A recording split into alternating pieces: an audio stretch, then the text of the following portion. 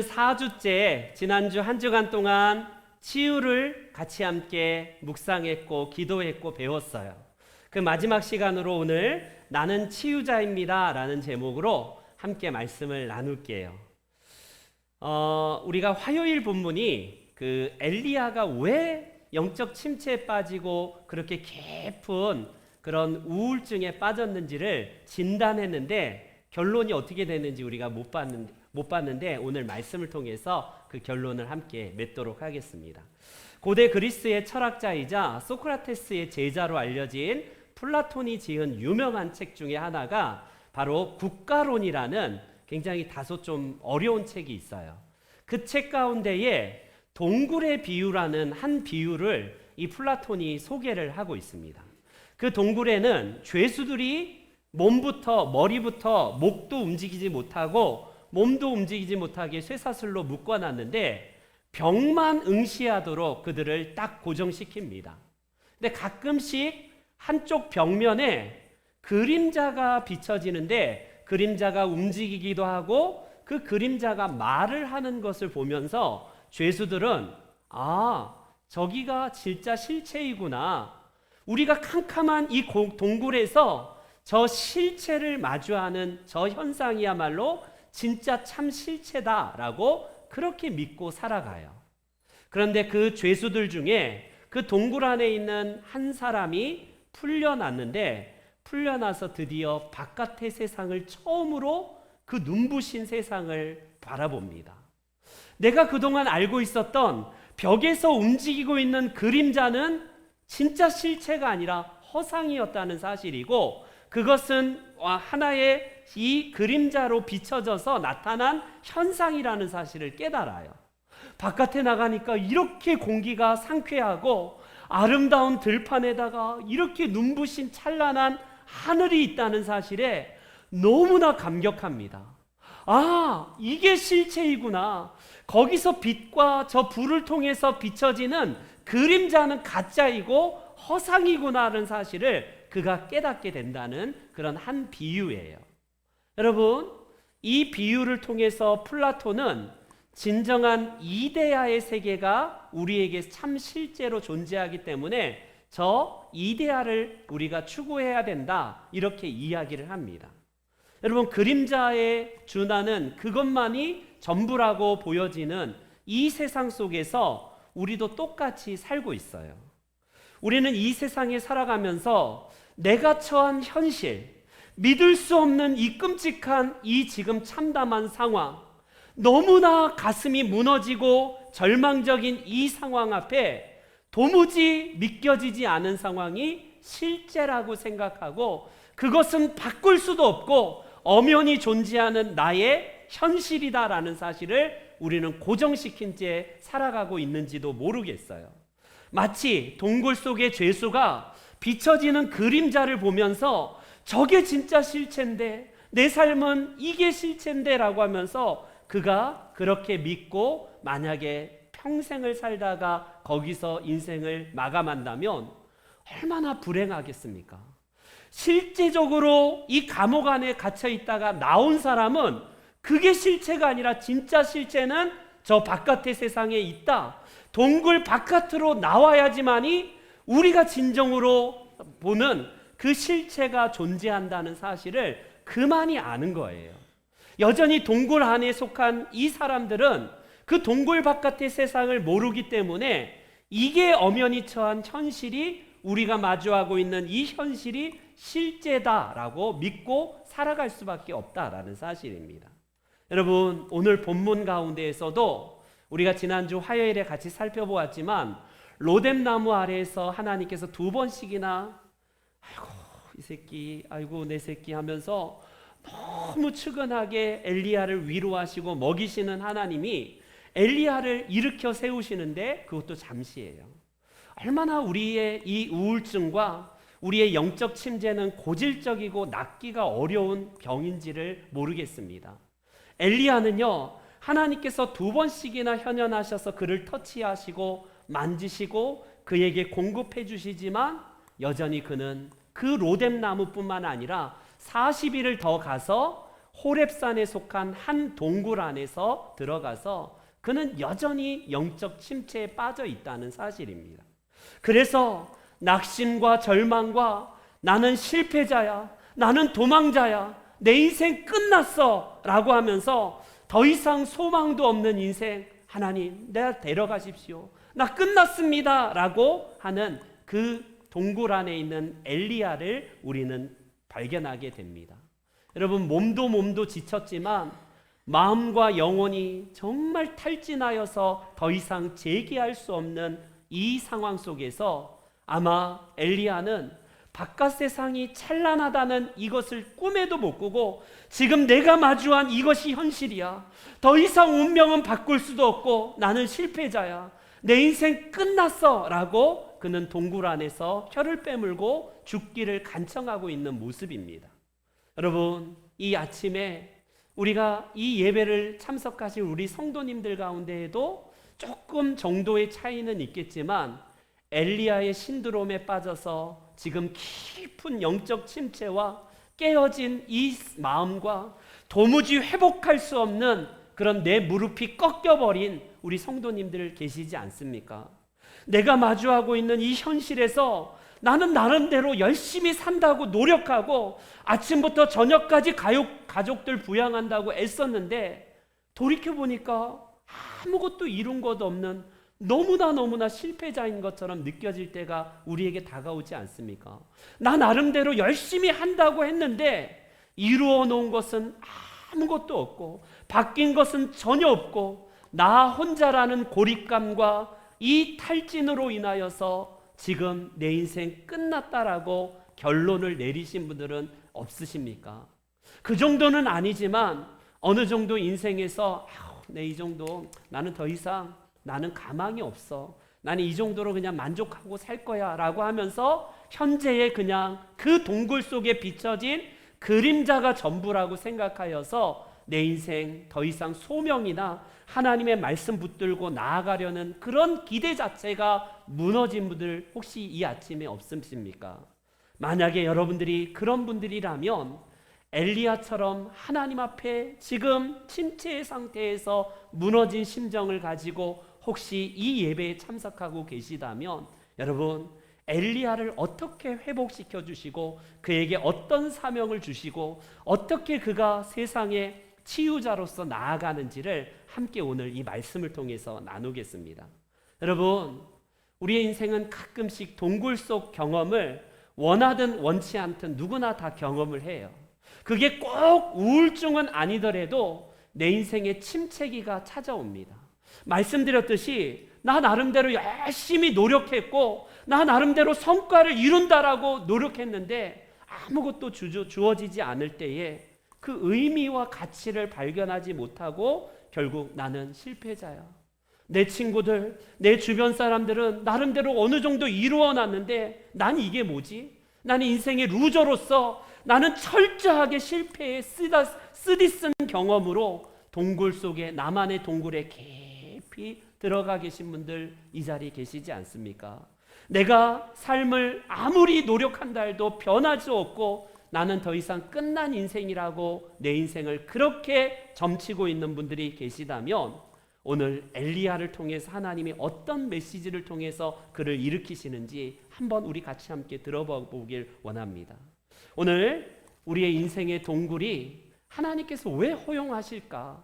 왜 우리 하나님께서는 이 동굴의 경험, 인생에서 정말 내가 마주치고 싶지 않는 이 쓰디쓴 감정과 이 경험들을 왜 하게 하실까?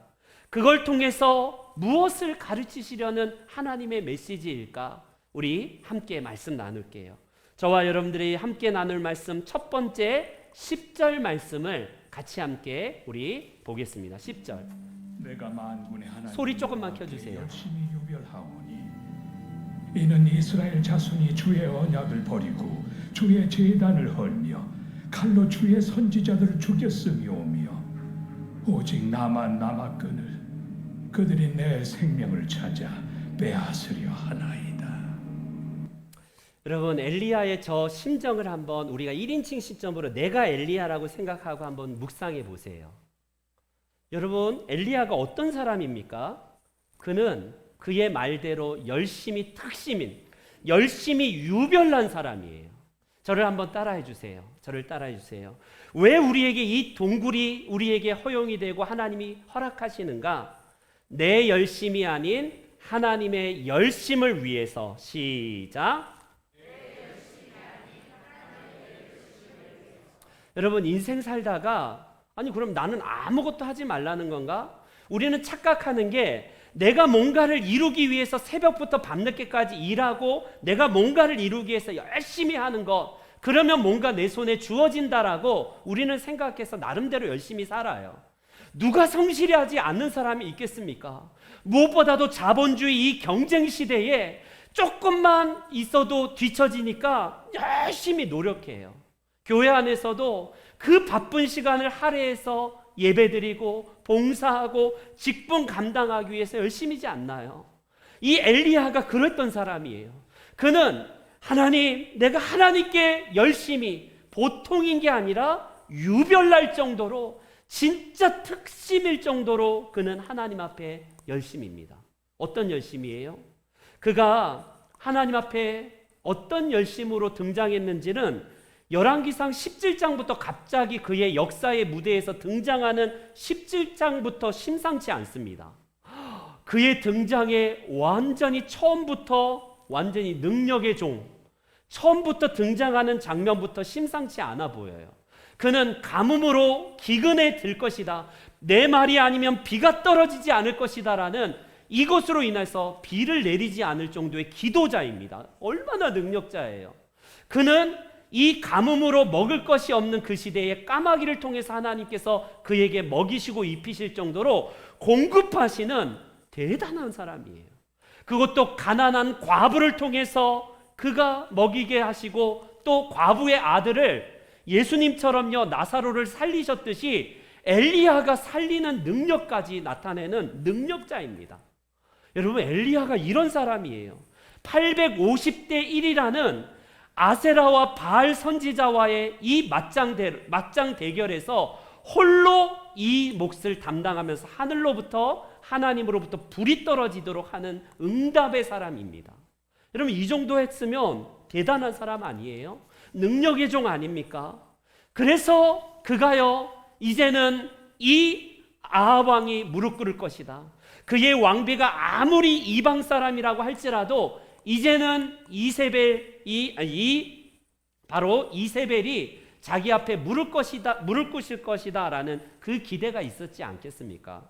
그런데 상황은 완전히 바뀌어서 19장부터 17장, 18장에 그렇게 찬란한 승승장구하는 엘리야가요 19장에는 갑자기 혀를 빼물고 로뎀나무에서 끝난 게 아니라 이제는 40일 40주야를 걸어서 호렙산까지 도착해서 거기서 동굴 안에 들어가서 깊은 인생의 쓰디쓴 맛을 그가 계속 되뇌이고 있다라는 사실입니다.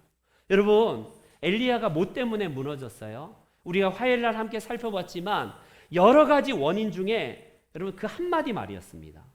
그 이세벨 왕비의 한마디 말이었어요.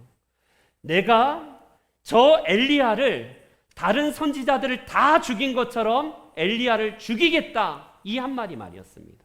여러분, 엘리야의 결정적으로 그를 무너지게 한 그 말이었어요. 하나님이 왜 나에게 승리를 주셨던데 왜 저 여인을 왜 고꾸라뜨리지 않지? 엘리야는요 자기의 낯선 모습이 도망자로서 그 여인의 한마디 말에 어마어마한 먼 거리를 도망왔던 자기의 실패의 모습에 적잖이 놀랐고 적잖이 실망했고, 이런 나를 견딜 수 없는 거예요. 여러분, 인생에 성공만 거둔 사람들이 갑자기 인생에서 쓰디쓴 맛을 볼 때에 극단적인 그런 결정을 해서 막 자살을 하고 그렇지 않습니까? 왜 그러냐면 내가 뭔가를 하면 이룬다라고 착각하기 때문에 그래요. 인생에서 멘탈도 나는 강하고 능히 나는 세상이 겁날 것 없어. 내가 뭔가를 하면 나는 주어지는 것이고 내 인생 그렇게 살 수 있어. 자신했던 사람이 여러분 우리 주변에 어느 날 갑자기 극단적인 선택을 해서 인생을 떠난 분들이 우리 주변에 많이 있지 않습니까? 엘리야는 그거예요. 아니 내가 이렇게 있을 존재가 아닌데 내가 왜 그 여자 왕비 앞에 그 한마디를 듣고 이렇게 초라하게 지금 비참하게 이 동굴 안에서 혀를 빼물고 내가 일해야 되지? 아마 그는 차라리 그 모습을 보느니 하나님 내 생명을 거두어 가십시오. 나를 좀 죽여달라고 그는요 희망이 없는 더 이상 끝났다라고 생각하는 그래서 더 이상 내 주변에 나를 지지해 줄 사람도 없고 나와 함께 할 사람도 없는 이 고립감으로 인해서 그는 침체에 빠져 있다라는 사실입니다. 베드로가 어땠습니까? 여러분 베드로는 예수님을 끝까지 내가 호위무사가 되어서 예수님 배반 안 합니다. 서운한 소리 하지 마세요. 예수님 무슨 다 굴기 전에 뭐 내가 3번 나를 부인하리라? 절대로 그런 일 없다니까요. 왜 이렇게 섭섭한 말씀하십니까? 다른 제자들은 다 도망가도 제가 예수님 곁에 끝까지 있겠습니다. 내가 죽는 자리까지 간다니까요. 한번 믿어보세요. 베드로가 이렇게 호언장담했습니다. 근데 베드로가 무너졌어요. 어떤 것 때문에? 여러분 대단한 권력자도 아닌 그 계집종의 한마디 말에 그냥 맥없이 무너져버린 베드로의 비참한 모습을 보세요. 베드로는 자기가 거짓말로 한 거는 아닐 거예요. 분명히. 그는 진짜 예수님과 함께 있겠다라는 다짐과 결심이 있었는데 그 여자, 그 종, 계집종의 말 한마디에 맥없이 무너져요. 여러분 이게 우리의 인생의 본질입니다. 내가 뭔가 대단하고 뭔가를 이룰 것처럼 생각하지만 우리의 인생은요 질그릇과 같이 연약한 게 우리예요. 여성만 약하다고요? 아니에요. 남성들도 깨어지기 쉬운 그릇으로 질그릇으로 만들어져 있습니다. 그러니 한마디 어떤 그 결정적인 말이 우리에게 딱 들어올 때에 그게 우리를 무너뜨리게 하고 아무것도 아닌 작은 사건에 우리가 큰 상처를 입어서 제기할 수 없는 그 상태로 빠져서 동굴 속으로 들어갑니다. 제가 목회하다가 정말 여러 가지 동굴에 들어갈 상황이 있었는데 그 중에 니까짓 게 무슨 목사야. 너 목사 자격도 없는 새끼가 여기서 무슨 목사를 한다고 그래. 이런 얘기를 제가 평생 들어보지 못한 새끼라는 말을 들어보고 목사의 자격도 없는 새끼가 왜 여기서 목사를 해? 라는 말을 들을 때에 진짜 비참하고 진짜 동굴에 깊이 제가 들어간 적이 있었어요. 그곳에서 나오기까지가 너무 힘들었는데 제가 평생 부모님으로부터 새끼라는 말을 들어본 적도 없고 친구들도 저에게 새끼라는 말을 잘 하지도 않았어요. 늘 제가 그 언저리에서 들어본 말은 군대에서 선임들과 고참들에게 새끼라는 말은 일상이니까 그건 그런데 그런 말을 들을 때에 제가 결정적으로 그냥 무너지게 되더라고요. 여러분 우리의 인생에 그런 일이 있지 않습니까? 그 작은 사건, 그 작은 한마디가 우리를 결정적으로 무너뜨릴 때에 우리는 제기할 수 없을 정도로 무너진 깨어진 감정으로 우리가 동굴 속으로 들어갈 수밖에 없을 때가 있다라는 사실입니다. 그런데 여러분 돌이켜보니까 엘리야도 그렇고 베드로도 그렇고요. 내가 뭔가를 한다라고 착각하는 것을 하나님께서 이 동굴의 경험을 통해서 그를 깨우치는 작업을 하시는 거예요. 이전에 엘리야가 한번 어떤 분이었습니까? 엘리야는요 대단한 존재라고 그는 생각했지 않겠습니까? 그래서 그에게 있어서 내가 뭔가를 하면 이제 이스라엘도 완전히 뒤집어지고 세상은 바뀔 것이다라는 기대가 있었겠지 않겠습니까? 그런데 현실을 마주한 현실은 마치 죄수들의 동굴 안에 갇힌 죄수들이 보는 이 현실과 같이 그림자가 나를 향해서 나를 혼란하게 하면서 나를 무너지게 한다라는 사실입니다. 여러분 우리에게 있어서 중요한 사실은 하나님의 열심히 이루세요. 하나님의 이 열심 때문에 우리는요 드디어 내가 하는 이 열심은 하나님의 은혜라는 사실을 자각하게 된다라는 사실입니다. 내가 가진 방법, 내가 가진 그동안의 연륜과 지식과 그 모든 스펙과 그 모든 것들이 대단한 것처럼 우리가 생각하지 않습니까? 그러나 인생에서 작은 말 한마디, 작은 사건 그것이 내게 딱 다가왔을 때에 여지없이 무너지고 있는 연약한 존재가 저와 여러분들이에요. 그렇기 때문에 하나님은 이 사실을 알 때에 우리가 그 경험을 통해서 내가 너무 교만했구나. 내가 너무 나밖에 모르고 내가 남 정죄하면서 너는 그것도 못해라고 하면서 쉽게 판단했구나. 이걸 깨우치게 하는 거예요. 내 인생 내가 뭔가로 스스로 이루어지는 게 이게 아니라 하나님의 은혜가 없으면 나는 아무것도 아닌 존재이구나. 이걸 발견하도록 우리를 동굴의 경험을 하나님께서 하게 하신답니다. 지금 온갖 상처로 깨어진 분들이 계세요. 지금 어떤 분의 그 말 한마디로 인해서 내가 무너진 심정을 가지고 여전히 해결하지 못해서 나만의 동굴에 갇혀 계신 분 안 계십니까? 어떤 그 사건이 의도했건 의도하지 않았건 내 감정이 깊은 동굴에 처해서 깨어진 심정으로 지금 살아가고 계시는 분 안 계십니까? 그럴 때 그 경험을 통해서 하나님은 내가 아니라 하나님이 이루신다는 사실을 깨우치시는 거예요. 두 번째로 여러분, 인생의 동굴을 통해서 하나님 우리에게 주시는 메시지가 무엇일까요? 저를 한번 다시 따라해 주시기 바랍니다. 인간의 절망은 하나님의 시작이다. 시작. 11절 12절에 이런 말씀을 우리 하나님께서 하세요. 같이 보겠습니다. 너는 나가서 여호와 앞에서 산에 서라 하시더니 여호와께서 지나가시는데 여호와 앞에 크고 강한 바람이 산을 가르고 바위를 부수나 바람 가운데 여호와께서 계시지 아니하며 바람 후에 지진이 있으나 지진 가운데에도 여호와께서 계시지 아니하며 또 지진 후에 불이 있으나 불 가운데에도 여호와께서 계시지 아니하더니 불 후에 세미한 소리가 있는지라. 여러분, 우리 하나님은 때로는 지진을 통해서 강한 바람으로, 그리고 갈매살 대첩에서도 그랬듯이 불로 임하시는 능력의 하나님, 심판의 하나님, 대단한 하나님이신 것을 우리 엘리야는 그동안 계속 경험했습니다. 17장, 18장에는 비록 2장밖에 안 되지만 이 승전보, 불 가운데 임하시고 강한 지진과 같이 강한 바람과 같이 임하시는 능력의 하나님을 엘리야는 믿고 섬겼어요. 그리고 내가 믿는 그 하나님은 세상을 능히 이런 방법으로 모든 것을 바뀌시고 변화시켜 주실 거야. 사람들도 이런 방법으로 뒤집어서 사람들이 다 놀래하면서 하나님의 그 놀라우심 앞에 엎드릴 거야. 여러분, 이게 엘리야가 믿었던 그 하나님에 대한 생각이었습니다. 여러분, 어때요? 그런데 처음으로 그는 실패의 경험을 하게 됩니다. 이게 뭐지? 왜 하나님 불이 안 내립니까? 왜 강한 바람으로 왜 저들을 후려치지 않나요?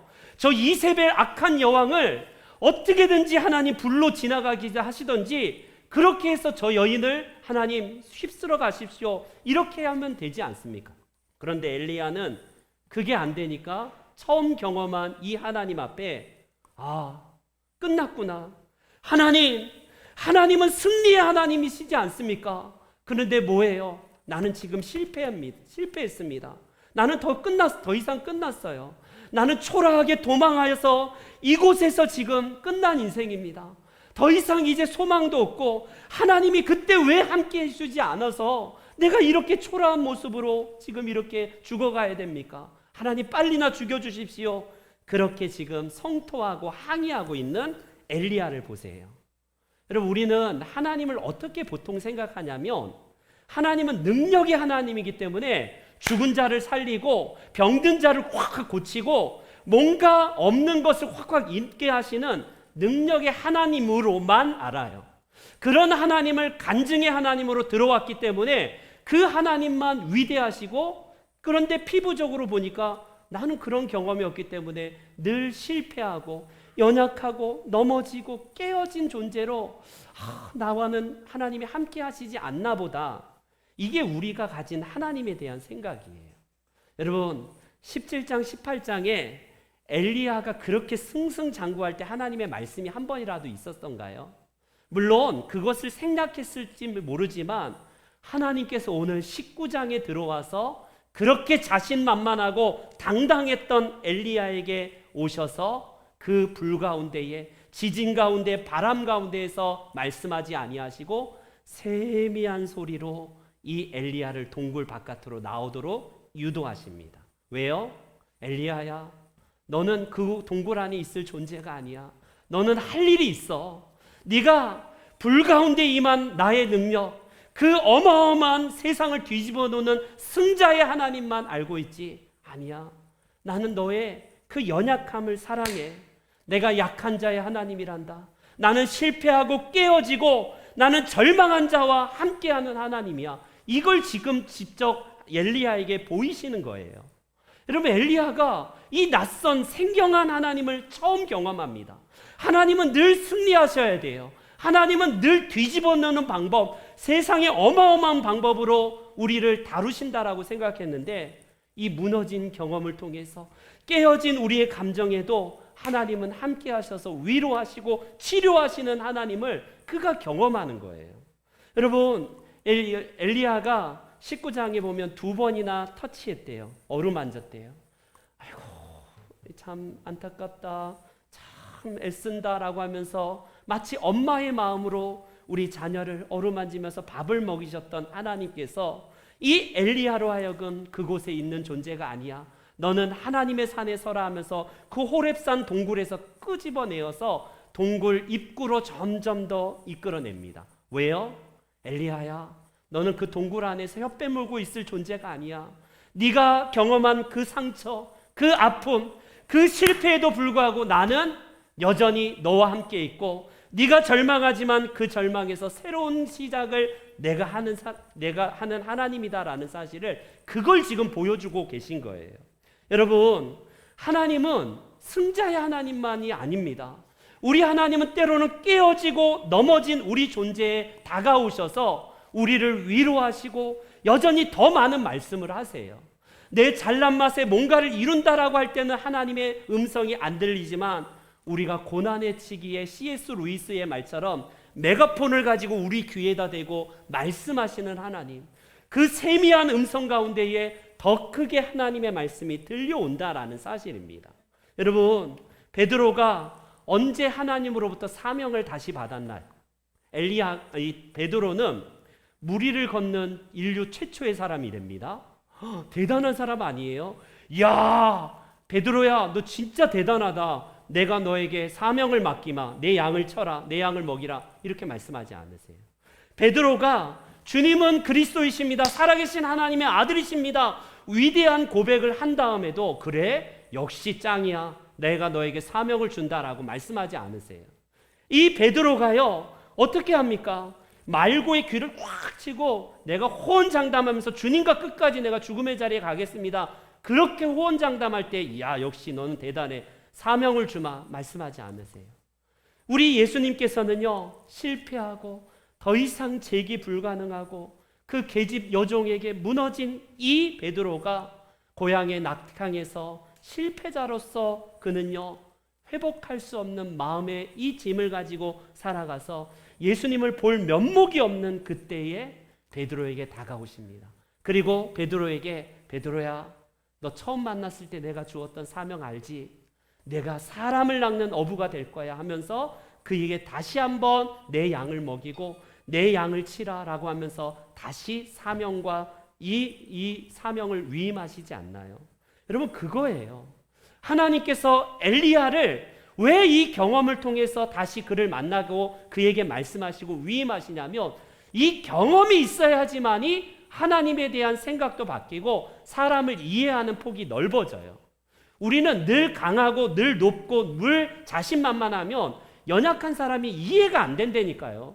뭘 그까이 거 가지고 뭐 그런 거 가지고 저렇게 찔찔 짜냐, 그런 거 가지고 무슨 약해 빠져갖고 확 막 이런 사람이 돼요. 교만한 사람이 되죠.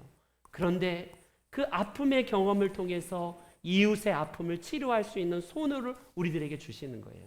하나님은 엘리야가 지금 상실과 절망의 그 동굴 안에서 갇혀져 있을 때에, 엘리야야, 힘들지? 이 세상에 아무도 없다고 하지만 내가 너에게 사명을 줄게. 너의 후계자인 엘리사 선지자 있을 것이고, 아직까지 바알에게 무릎 꿇지 않는 7,000명이나 되는 사람이 있단다. 그리고 무엇보다도 나는 너를 영원히 떠나지 않을 거야. 내가 너의 이 세상의 험한 세상의 다리가 되어서 너희가 건너갈 수 있는 다리로 내가 너를 삼을 거야.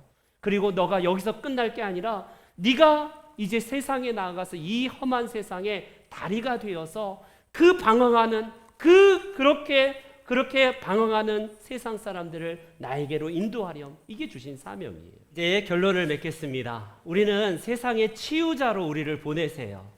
엘리야는 이 경험이 없었다면 세상에 나아가지 못하고 늘 자기가 충만한 상태로 살아갔을 겁니다. 그러나 이 경험을 통해서 그는 실존에 마주하게 되고 하나님의 새롭게 일하시는 방법을 경험하게 되고 사람들의 이해가 달라졌을 겁니다. 우리도 마찬가지예요. 우리가 상처 입은 치유자로 예수님께서 그렇게 이 험한 세상에 다리가 되어줄게, 내가 너의 위로가 되어줄게 라고 하면서 우리를 만나 주셨듯이, 그런데 거기서 끝난 게 아니라 우리도 세상에 나아가 이제 험한 세상의 다리가 되어서 예수 그리스도께 인도하고 상처나고 깨어진 그런 많은 분들을 예수님께로 인도하는 치유자로 우리를 보내시는 하나님의 사명입니다. 동굴의 비유는 이렇게 이야기가 계속 전개돼요. 그 동굴 바깥으로 나간 사람은 다시 동굴 안에 들어와서 현실 세계가 따로 있다, 실체가 따로 있어. 여러분들, 이 보여지는 그림자가 실체가 아니라 진짜 찬란한 세상은 저 바깥에 있어요, 진짜 저쪽에 있습니다라고 외칠 거라고 그렇게 이야기합니다.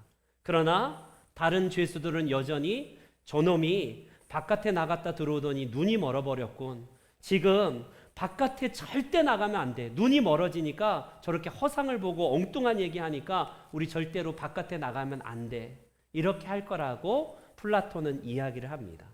그러나 계속해서 바깥 세계를 경험한 이 죄수는 뭐라고 하냐면 끝까지 그래도 좌절하지 않고 바깥에 있는 아름다운 세상을 동굴 안에 있는 사람들에게 전할 것이라고 말합니다. 내가 본 이 세계가, 그렇게 본 사람은 이 땅의 기준으로 살아가는 것이 아니라 동굴 밖에 아름다운 세상을 기준으로 바라보면서 그 기준으로 살아갈 거야 라고 그렇게 플라톤은 이야기를 합니다. 여러분 어때요? 현실이 보여지는 게 전부라고 생각한 우리에게, 절망으로 점철된 우리의 인생, 내 인생 하나님 끝났습니다, 나 실패했습니다, 더 이상 할 게 없습니다라고 절망 가운데 있는 우리에게, 아니야, 실상은 보여지는 그것이 아니라 너를 통해서 내가 새롭게 일할 그 세계를 바라보라고 우리에게 먼저 이 경험을 하시게 한 거예요. 아직까지 동굴 안에 갇혀있는 죄수들처럼 보여지는 세상이 전부라고 생각하는 우리의 많은 지인들에게 나아가서 우리가 본 정말 그 아름다운 세상, 하나님으로부터 주어진 사명과 그 놀라운 세계를 우리의 입술과 우리의 삶으로 전해야 될 책임이 저와 여러분들에게 있습니다. 이 상처 입은 치유자로서 우리가 동굴 바깥에 나온 것은 룰루랄라 나 혼자 즐기라고 한 게 아니라 이 치유를 통해서 또다시 아파하는 자들을 우리가 함께 동굴 밖으로 꺼내서 이 아름다운 세상을 통해 하나님께 찬양하고 험한